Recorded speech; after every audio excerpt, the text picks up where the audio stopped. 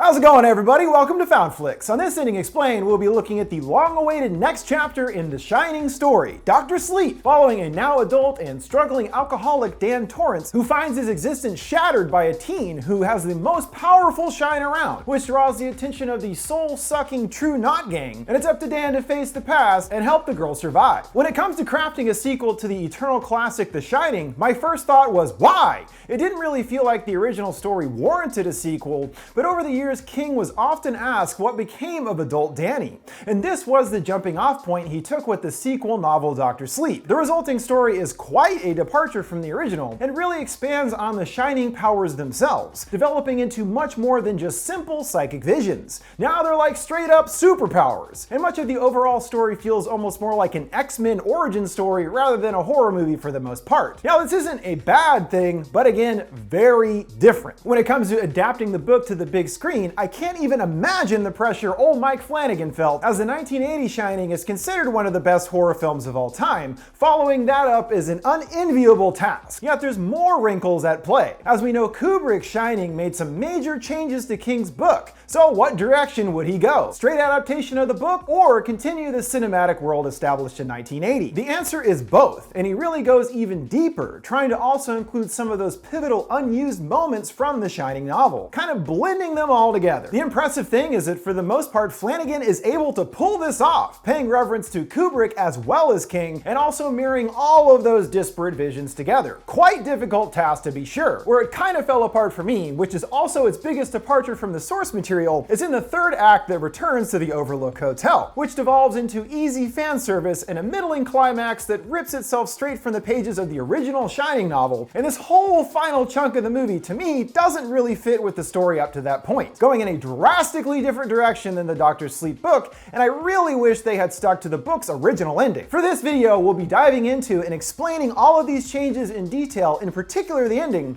as well as what returns from the original novel and what was changed from Dr. Sleep, comparing it to the book's original ending, and breaking down Dan's journey and how he learns to finally confront and overcome his long-held trauma. Our lengthy journey begins soon after the events of The Shining in 1980, with Danny and Wendy having fled to sunny Florida to get as far away from snow as possible. Can't really blame them for that. Since their time at the Overlook, Danny has stopped talking completely and is still haunted by the hotel spirits, most notably the woman in the bathtub. Fortunately, the spirit of his old friend Dick Halloran pays him a visit, seemingly disappointed that Danny is now afraid to use his shine. He encourages him that just as Dick taught Danny about the shine, it's the boy's job to train someone else, which as it turns out is his entire character journey. That is one smart ghost. Dick also clarifies that Danny has the most powerful shine that he's encountered, and as I suggested in the previous Shining video, the hotel was indeed feeding on his powers, which is what made the inhabitants more dangerous, as we saw. Dick teaches Danny a new trick with his powers that can trap these lingering spirits by mentally creating a box and putting them inside. They are effectively trapped and can't bother him anymore. He uses it on the bathtub ghost, telling his mom that he's okay now, though his peace is short-lived, as we flash forward several years to a now grown-up Danny, well, now Dan, whose life has decayed into a complete wreck. He's a crippling alcoholic, just like his dear old dad, but for Dan, the alcohol also has the effect of suppressing his shine, essentially trying to distance himself as much as possible with his childhood trauma, which can't last forever. When Dan hits what certainly feels like rock bottom, one night getting in a drunken bar fight and picking up a coke-sniffing floozy, awaking the next morning to her motionless with a pool of vomit on the sheets. Even worse, he sees she has a young child, and rather than do anything to help, Dan simply places the child on the bed with his mother and leaves, learning later that they both died. Geez, Dan, you really need to get your shit together. He seems to recognize this as well, taking a bus up to a small town in New Hampshire where he meets the kind-hearted Billy that helps him get back on his feet with a simple apartment and enlisting him in Alcoholics Anonymous, at least starting to get his life back on track. Although as soon as he stops drinking, that means unavoidably his shine will also return, which he starts trying to use for good. First in an extremely small way, helping the AA leader with his missing watch, and this leads to a job as a hospice orderly, oddly being interviewed in what looks like the exact same office Ullman had in The Shining when Jack was being interviewed. With the help of a cat that knows when a patient is at death's door, Dan uses his shine to comfort the patients on their trip to the other side, earning him the nickname of Dr. Sleep, finally giving his so far pained life some purpose. But he's about to be dragged into something much bigger. We know that the hotel spirits were feeding on Dan's shine, which made them more powerful. And surprisingly, there are people out there who do the same. The True Knot, led by the calculating Rose the Hat, are a nomadic group of quasi-immortals who travel the country in search of those who shine to feed on, which extends their own life, sucking their life essence out, referred to as their steam. Through her crew, we also learn there are more facets to the shining powers than previously understood, as there are different kinds of abilities depending on the person. Some, like Rose or Crow Daddy, are seers, able to astral project themselves to track people, while they refer to their latest recruit, Snakebite Andy, as a pusher. She's able to convince people with her words to do what she says, initially found luring old men and marking them with 2 slashes on their face to learn their lesson, as she's still a little girl at the tender age of 15. Well, tender might not be the right word, she's cutting people up and stuff, but yeah. Rose offers for her to join the True Knot, promising that she'll eat well and live long, which does sound like a pretty sweet deal. So she undergoes a ritual to become like the others, the group all gathering around, chanting a bit of Latin or whatever, and feeding her some of the steam, which appears extremely painful, and going through with this procedure means that she's not really human anymore. Like the others, they are now dependent on the steam to stay alive, almost like a drug, and ingesting it makes them and their abilities more powerful, at least until the hunger inevitably returns. It's only after being turned that Andy learns the truth. Rose's group is actually starving, them finding that there are fewer powerful shiners out there in the world,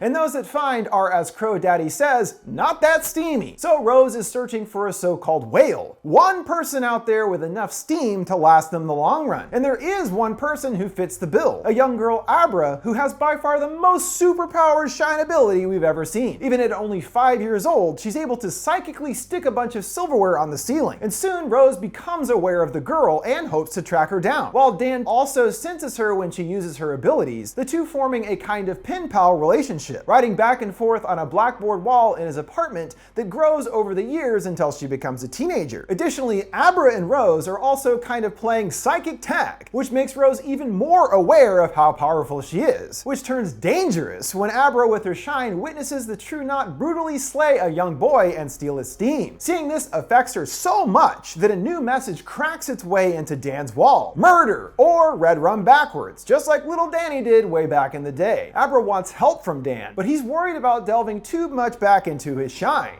especially with someone this villainous out there. But another visit from Dick convinces him he has to do the right thing and help, getting Billy to join him, and with guidance from Abra, they are able to find the boy's baseball glove, proving to them not only the looming danger, but also with Abra's ability in the glove, she can track the True Knot's whereabouts. While Rose also finds Abra's home, taking a cross-country psychic journey through the sky to her room. Rose attempts to infiltrate Abra's mind, but she gets a jump on her. She traps Rose's hand in one of her mental compartments, and gets into her mind, Rose having to deglove herself to get out of the trap. Boy, Flanagan sure does love tearing people's hands up. The injury knocking Rose back to reality. Now the Knot knows where Abra lives, but she also has marked Rose, so the rest of the gang set off without her to get their whale. But Danny, Abra, and Billy have set them up, her astral projecting herself in a park to lure them there, and Danny and Billy pick off the entire group, though unfortunately before dying, Snakebite Andy uses her push ability to force Billy to kill himself. Well, thanks for the help anyway. Billy doesn't die in the book either. One member, Crow Daddy, goes on his own to Abra's house, where she's projecting from, and there murders her father, kidnapping and drugging her, which neutralizes her shine. Dan is able to not only project into the van where she's being held, but temporarily possess Abra, causing Crow Daddy to crash, and since he wasn't wearing a seatbelt, gets launched through the windshield and dies. With the entire True Knot dispatched, a vengeful Rose is even more dedicated to hunt Abra down, and Dan comes up with the perfect setting for their showdown, the long-abandoned Overlook Hotel. While Danny knows it is dangerous for them to go there,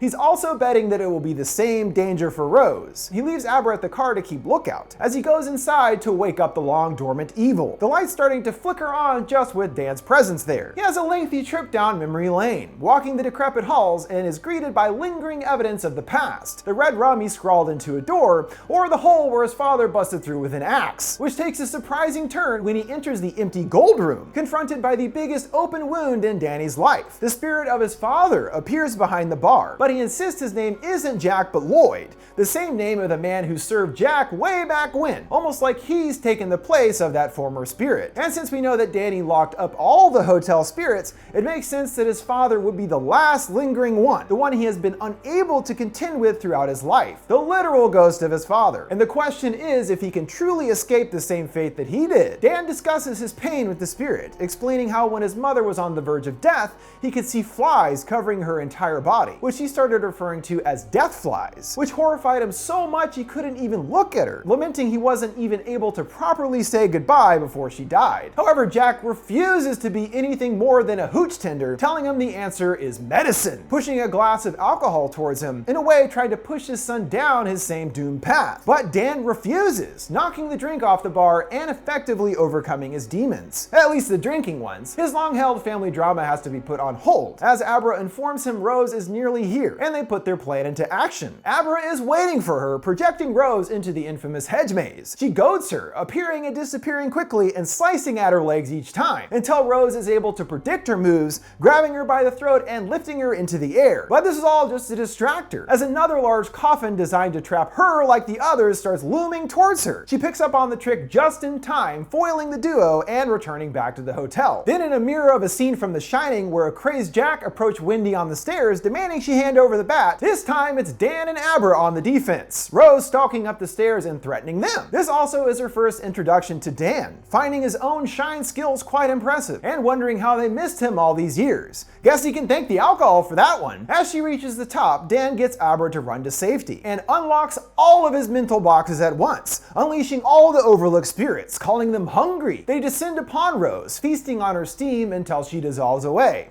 Well, alright, the plan worked, but I guess he didn't think, wait, what will these hungry ghosts do after chomping down on Rose, as they immediately turn to Dan, putting their hands under his skin and possessing him, one of his eyes turning cloudy. And for some reason, Dan now gets to live the ending that Jack didn't from the original Shining novel, almost beat for beat. The spirits burn him into a murderous rampage, aggressively pursuing after Abra around the hotel with an axe. Just about to attack, Abra is able to temporarily release the spirit's hold on him, knowing that this isn't really him, calling his current state a mask. He then realizes the boilers have built up pressure to dangerous levels, sending Abra outside while he rushes to the basement, which is ultimately futile, the boilers exploding and setting the hotel ablaze. In its final moments, Dan does at least get to see his mother waiting for him on the other side, him also reverting to his childhood appearance as the fire consumes them. Outside, Abra watches in horror as the hotel begins to burn to the ground. Sometime later, Abra is back home, talking with the spirit of Dan in her room, who, just as Dick foretold, was able to teach someone else about their abilities. And Abra sure seems like the most powerful shiner around. I mean, she's basically super powered, not just able to read minds and stuff. And it seems Danny will now fill that role that Dick did, acting as kind of her guardian angel going forward. She initially continues to keep her shine a secret from her mom,